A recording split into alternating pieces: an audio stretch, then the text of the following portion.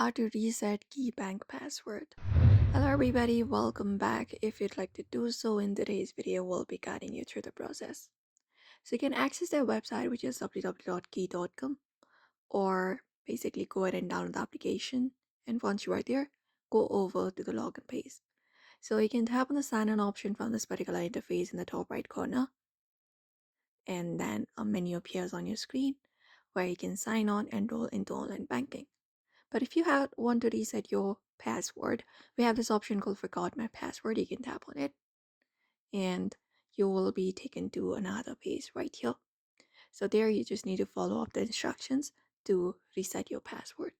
So again, first of all, select what kind of account you are trying to access, your personal or business account. And then just provide in your user ID and your SSN or personal TIN. Once that is done, continue the process, then follow up the process to reset your password, and that's it. That will basically reset your KeyBank password. Once that is done, you can head back to the sign on page and basically use your new password in order to sign in into your account. So that is how you reset your KeyBank password following up those process. So therefore, I hope this information was helpful. Give it a thumbs up and subscribe for more tips and tutorials.